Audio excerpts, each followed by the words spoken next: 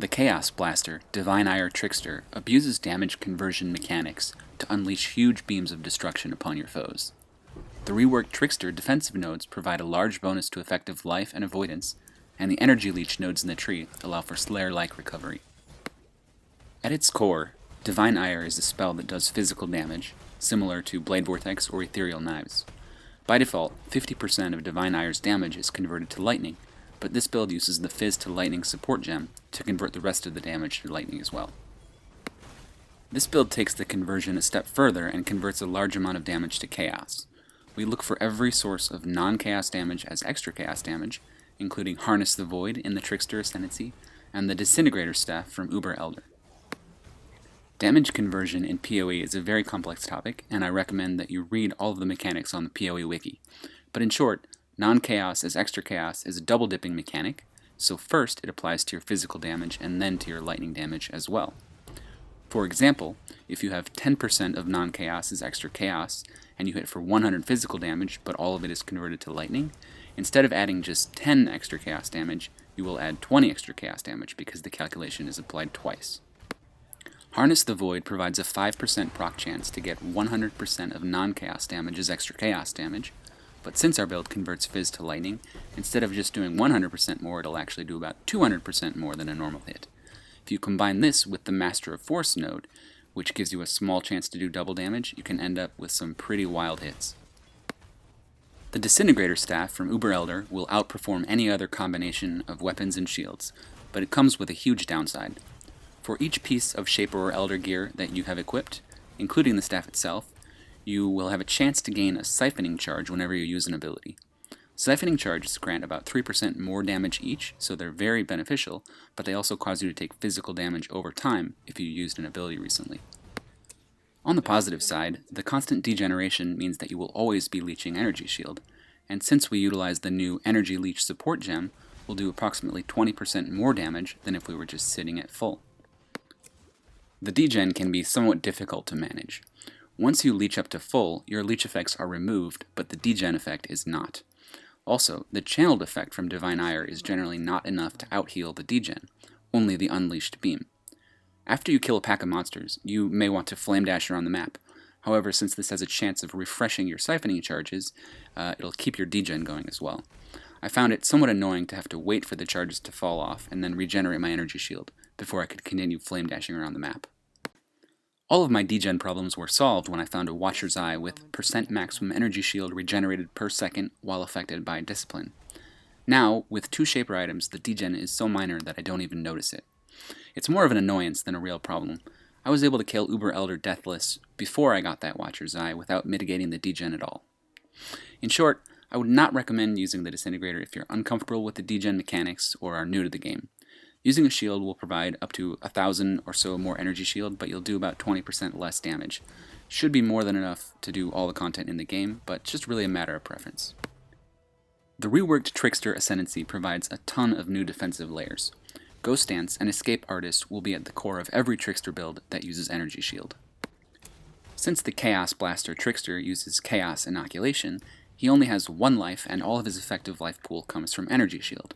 This of course means that he will always have energy shield unless he's dead. As a result, the plus 5% chance to evade while you have energy shield is always active and provides a flat 5% chance to evade on top of any other evade stats that you may have from evasion rating. The Ghost Dance node also provides a new type of stacking buff called Ghost Shrouds, which are incredibly useful for big slow hits from bosses. You passively gain 1 Ghost Shroud every second, and they provide 3% reduced damage taken each. You lose 1 Ghost Shroud each time you're hit, but if you take damage from a non-hit, such as a Shaper Beam, you'll benefit from the damage reduction without losing a stack. The Escape Artist Ascendancy node provides even more utility. Offensively, it provides up to 36% increased cast speed, which increases your channeling speed, and defensively it provides stun immunity, 20% spell dodge, and +1 to maximum energy shield per 6 evasion rating on your body armor. To utilize this most effectively, you'll want a hybrid ES evasion body armor with as much energy shield and evasion as possible. In total, this node provides about 1600 energy shield for my build. You might be tempted to try using an evasion-only chest like a Zodiac armor, but you'll actually get more effective energy shield with a hybrid body armor, and you're going to have a real bad time trying to get blue sockets on a green armor. If something does manage to get past your layers of defense, you'll want to recover your energy shield as quickly as possible. And since we're using the Disintegrator staff, we're constantly degenerating, so having good recovery is even more important. That's why we pick up all the nodes on the passive skill tree that increase our leech rate, including Lucidity, Light Eater, and Ghost Reaver.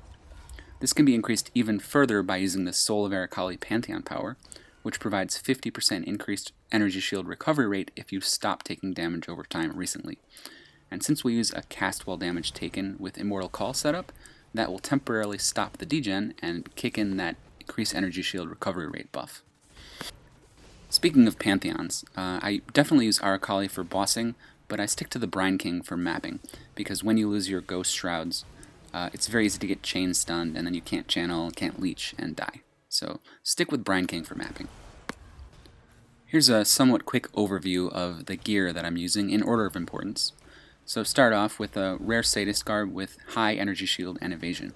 Prepare to invest a lot in this. You'll want to use an item level 86 base to get the highest energy shield rolls. First, use perfect fossils to increase the quality as high as possible, ideally 27 or more, and then use dense fossils to try to reach at least 1500 evasion and 300 energy shield. And of course, the more the better. My body armor has 2138 evasion and 469 energy shield. You can also combine that dense fossil with an etheric fossil and hope for Arcane Surge. This will net you about 10% more damage and simplify your playstyle a bit, as you won't need to use Flame Dash for Arcane Surge. For your helmet, you'll want a Hubris Circlet with at least 200 energy shield. I would recommend, if you're looking for an enchant, to grab the Flame Dash cooldown recovery one. It's just for quality of life. For late game min-maxing, you'll want to craft a helm using dense and metallic fossils, trying to craft one that has the nearby enemies have minus 9% to lightning resist. For your weapon, you'll probably want to use a Disintegrator. You can choose between using the Disintegrator or a one-hand weapon and a shield, but the Disintegrator will provide more damage and the shield will provide more effective life. The choice is yours. For your jewelry, you'll want to use one ring that has reduced flat mana cost of spells. Mana can be somewhat annoying to deal with, and you'll have to do a bit of a balancing act to make sure that you don't degen while channeling. Keeping up Arcane Surge helps with this, but late game you probably shouldn't need to worry about it at all.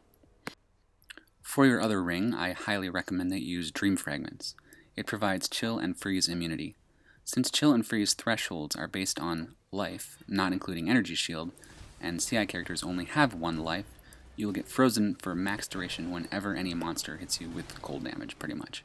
So as a result, freeze immunity flasks are not good enough.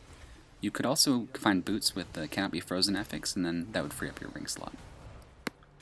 For your amulet, you'll want a shaped amulet with % fizz as extra lightning damage. Since we focus heavily on double dipping and conversion, this stat is very valuable. You'll also want to make sure that there's flat energy shield and % increased energy shield on your amulet as well. For the glove slot, pretty much anything with high energy shield works. If you're feeling bold, you could try to synthesize conductivity on hit gloves like I have.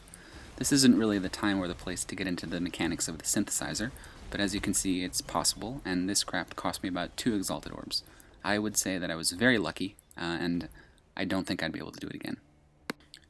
For your belt, Bated Breath is always a good choice. It has a bunch of energy shields, some damage, and you can also find some ones with interesting corruptions. You could also use a Shaper belt that has increased energy shield recovery rate.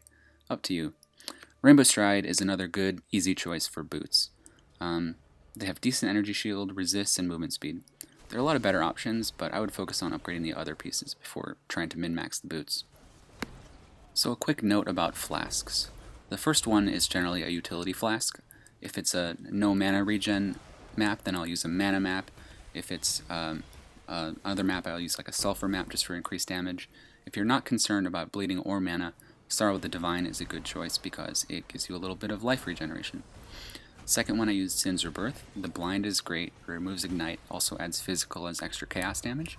If you can balance your resists, Wise Oak is also a very good choice for this slot. Third one, I use Atziri's Promise. Since we're converting Fizz to Lightning, we can double dip for a massive damage boost there. For the fourth one, I use an Onslaught Flask with Curse Removal. You'll want to try to find one that has reduced charge cost so you can use it twice before refilling. And finally, I use a movement speed flask, the Alchemist Quicksilver Flask of Adrenaline. It just gives you the most movement speed, and it's pretty great. Jewels for this build are really cheap. You'll want to find ones with increased physical damage or spell damage.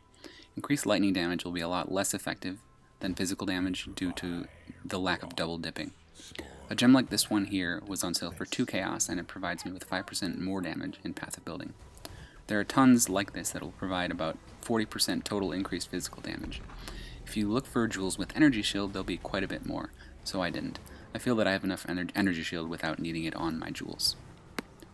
If you can find one, a Watcher's Eye will be a very valuable addition to this build, as I mentioned earlier.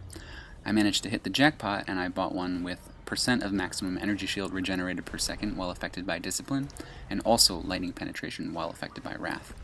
I highly recommend the ES regeneration Watcher's Eye, which I see a couple of them up for sale for about 1 exalt right now. They might disappear quickly if they realize how powerful the Disintegrator is though, so get it while you can. So let's talk about the skill tree. First and foremost, this is a non-crit build, meaning that we'll be getting the Elemental Overload Keystone node. While you channel Divine Ire, you're almost certainly going to proc Elemental Overload by the time you unleash your beam, so you'll benefit from the 40% more elemental damage. I've been asked by a couple people why not build crit. Well, there's a couple of reasons. First of all, Disintegrator doesn't provide any crit-related stats, and it occupies the 2 slots that you generally get a large amount of critical strike chance. You have to spend a lot of skill points on the tree to scale crit, which would reduce the amount that you could invest in energy shield and leech. Thirdly, equipment with critical strike multiplier is much more expensive. And finally, Trickster kind of has built-in crits with the Harness the Void Ascendancy node and Master of Force. You'll get double, quadruple damage procs all the time, so you don't even need crit. But if you do want to play a Divine Ire crit build, I would recommend using a one-hand and shield build with the Inquisitor Ascendancy rather than Trickster. The Ghost Reaver Keystone was reworked in Synthesis and now functions very similarly to Val Pact except for energy shield. It doubles your leech rate, but with less of a downside. Since this build sustain comes from leech, not energy shield recharge, the downside isn't even really a factor. In order to make the most out of Ghost Reaver, we also pick up Ethereal Feast and the Light Eater clusters to increase our leech recovery rate as much as possible before doubling it. Check out how quickly my energy shield recovers after I'm hit by a tentacle in the Uber Elder fight. We also pick up Chaos Inoculation, making us rely exclusively on energy shield instead of life. With all the improvements to the energy shield mechanics in Synthesis and the new Trickster synergies, it's a no-brainer. Also, don't forget to grab the Lucidity cluster as soon as you start using Divine Ire. The reduced mana cost for channeling skills makes it much easier to sustain your spells. Finally, I want to draw your attention to Master of Force, which is a somewhat unimpressive looking node, but it gives you a small chance to deal double damage, which can be very satisfying with Divine Ire in particular. So that about wraps it up. Sorry for the terrible audio recording quality, and let me know if you have any questions or suggestions, and we'll talk to you later. Bye.